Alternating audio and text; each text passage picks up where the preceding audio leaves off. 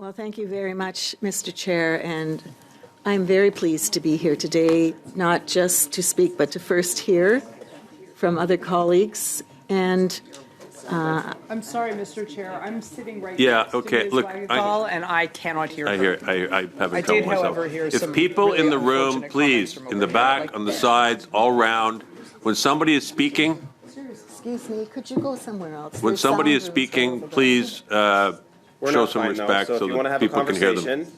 Mr. Mantle, I've got this under control. Thank you. I don't need help. I still don't need your help. Thank you. Mr. Mantle, again, we can have this banter back and forth, and Mr. Jennings is now joining in on the fun. I've made my request. It's pretty clear. Ms. Wagantall, you have the floor. Thank you. It's Wagantall. No worries. I should know that by now. My My own apologies. leader has a problem with that once in a while. I think I'm going to take a bit of a different approach to this. I think it's really important that as we're speaking here, people understand who we are and where we come from and what our values are. It basically impacts how each of us performs in this place and who we represent. So first and foremost, I am a Christian. I love my faith. I depend on my faith. I teach my faith to my children. And my husband and I are of one accord on that faith. And we have an incredible privilege in this country that makes it so attractive to so many different people, even now, as it did back when my grandparents came to Canada under duress from where they had to leave. To be able to come here and know that you have opportunity to be yourself and to have the right to express yourself and to discuss and debate and talk in the public square about your faith. This is something that every person that comes to Canada has the opportunity to do, and it's been abused extensively over this last decade. And I had the opportunity to go to India with my husband. Yes, I need to go again. We need to go everywhere in the world at least 3 or 4 times, which we don't have a lifetime to do. But we went to the Lotus Temple and where Mr. Gandhi was buried. And, you know, inside every book at that time of faith is displayed. And the idea is, with that, of course, is that every religion has its opportunity and its right to exist. Now, our Bible was sitting there, and you could go and look at them. But honestly, my husband, who is a pastor, looked, and it couldn't have been open to a more ambiguous portion of what this book represents than what was on that page. So my husband, being who he is, said to the individual overseeing, protecting, could I please change what page our scripture is showing? And of course, he wasn't able to do that. But the point being, for someone who is a politician to stand up in this place as a leader of a committee and declare that a portion, a segment of this holy book is hateful and means that whoever reads it out loud or shares about it should go to prison is unacceptable. And it is unacceptable. It is unacceptable to everyone in this place, and I'll tell you why. In the House of Commons, standing in my place and speaking, I was asked a question, but it wasn't a question, and it came from a Bloc member who said to me, you have no right to bring your faith into this place. No, I'm just repeating what I was told. So my response simply was, we all have faith. You have faith. Or that individual, Mr. Speaker, has faith. It's just a question of where you put your faith. And so we are treading on various dangerous ground as a government by going this direction. And I think the government has been made aware of that fact. And I can assure everyone in this room that is studying these issues, you have opened up an incredible can of worms that you do not want to deal with. That's not a threat. That's just a reality. Because there isn't a single faith in this country that hasn't risen up in arms against this, because it is inappropriate for our government to be once again trying to control the lives of Canadians. It came to family decisions about parental rights. This government has challenged that. Confiscating law-abiding owners' firearms. Freezing Canadians' finances. And now attacking our faith is inappropriate. And I have had many people come to me who came here years ago under duress, seeking freedom and the opportunity to worship God. And this generation of the hundreds of thousands of immigrants that have ended up in Canada are saying to us, this is not what we expected. We want to leave. We want to go somewhere else. This is no different than where I came from. That is a huge statement against our country. So it needs to be dealt with.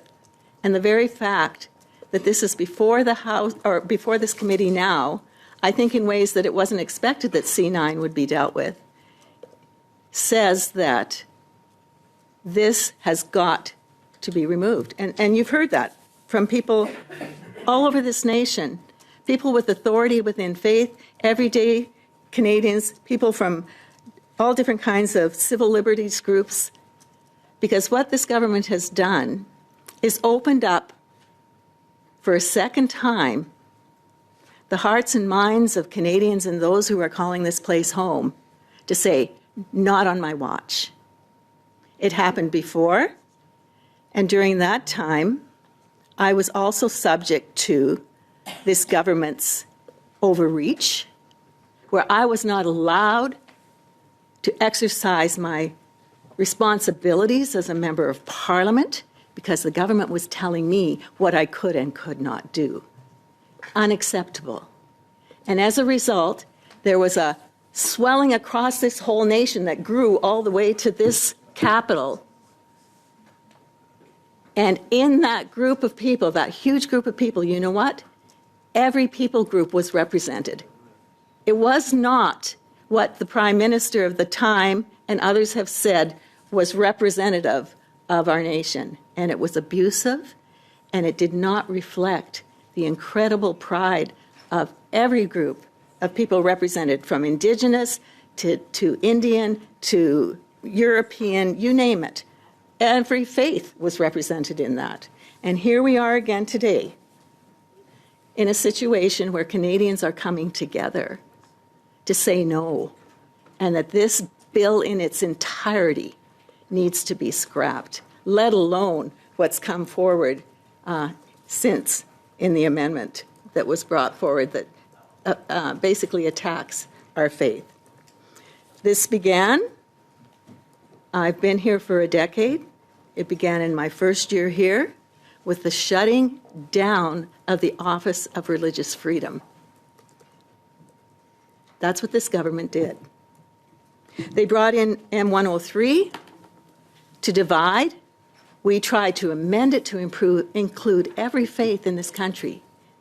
They denied it. They did not support it. And our personal autonomy has been basically abused. So this is moral injury. This is moral injury. And I think what the government doesn't understand, in the same way as with Veterans Affairs, where I've served for a decade, I'm the old matron on the team. It's changed makeup every time there's been an election, many different leaders on both sides of the floor. But having been there and hearing stories over and over again about moral injury, what our veterans have experienced has caused them to become dismayed, despondent, discouraged, and as we just finished a study, many of them seeking suicide because they cannot cope anymore, at the same time as being encouraged to do it in another way. But what we have learned at that committee, which I find just astounding, is from 3 different organizations, one of them Mr. Romeo Delaire's, that we cannot solve these kinds of problems when they're moral injuries with just treating the body with pharmaceuticals and the mind, because we have this third part that's actually the pinnacle of the triangle, and that is your soul. And until we deal with the reality of the soul, you can never fully heal. And what this bill is doing is trying to disrupt Canadians' health like they have done in so many other ways constantly. My riding has been so engaged on every level since I became a member of Parliament. They get exhausted in trying to respond to this government. And here they are again, rising to the surface and saying, this is wrong, this is inappropriate, this cannot happen. And as a result of this divisiveness that's happening truly in our nation, the level of hate is real. It's been encouraged. I'm sorry, it's been encouraged. And divisiveness is causing that. So the reality, and I'll just quote one thing here. People of faith and faith leaders have been writing to the Prime Minister, and they are expressing their deep concern about the removal of religious freedom exemptions from the criminal code. You know why? Because they also know it will not make Canadians safer, and certainly not protect any people of any faith from hate. It's spin when you say we're trying to protect people of faith from hate, when you turn around and are creating the hate. So this has to end. And we know, witnesses have told you at this committee that the religious text defense is narrow and does not offer blanket immunity as the Liberals are trying to suggest. As they're saying, trying to veto or shut down faith texts is not going to bring safety to Canadians. The good faith religious defense protects minorities and those with sincere held religious beliefs. The separation of church and state is being used inappropriately because Thomas Jefferson in 1802 wrote one letter to a Baptist group who were concerned about the freedoms that they had, and he said, you do not need to worry, because separation of church and state, as he was referring to, meant not protection of the state from the church, but the church protection from the state. And that is the circumstances that we are finding ourselves in today. First of all, with the shutdown of the Office of Religious Freedom, trying to pit one faith group against another, removing charities. All of these things are things that Canadians are seeing, and they are not foolish, they are not fooled, and they know that this is inappropriate. Religious communities, including Jews, Christians, Muslims, Sikhs, Hindus, and Buddhists, hold a vast range of beliefs on religion, on morality, on sexuality, politics, and culture. I go by my faith in the Word of God, but it is not government's job to dictate what people believe. It is actually something called free will that every person has to make those decisions on their own, and it is not the government that should be controlling the free will of people. Though some may find different beliefs objectionable, I don't agree. I love to debate with people of other faiths. We should have the confidence. My husband, as a pastor, has told young people all their lives, if your faith is true, and you know and understand it, you can talk with anyone else about their faith and what they believe. We are not there to threaten each other. We are there to have reasonable conversation, because every person in this place, every person in the world has a soul. And that shows by the extent of faith, belief across the world, including secularism. I'm sorry. That is faith. That is a religion. My religion happens to be a relationship. It's not me trying to figure out and get to God. God has come to me. That's my faith in a nutshell. So some of these beliefs we may find objectionable or old-fashioned or even hateful. A free country does not criminalize the expression of sincerely held religious doctrines. We have laws in place that this government has refused to use. With, obviously then, I'm sorry, you have to ask the question, why is that? If you have an opportunity to deal with hate, why would you not be dealing with it? What is preventing you from doing that? The courts have been clear that violence and calls to violence are not and never have been protected as free expression and are not in good faith as the defense requires. And that's why we have laws. And I would just encourage this government to get back to, and I will not bring forward a motion or whatever, but the reality is the depth of darkness in crime and everything going on in this country that is negative is due to this government not doing its job in those areas. And that bail reform bill needs to be dealt with. It is not the fault of these people who are here today representing Canadians on Bill C-9 and on this particular amendment that has risen the angst of Canadians. It is the responsibility of this government to deal with that, get it out of the way, remove it, and get back to dealing with the issues around crime in this country and jail, not bail. Thank you.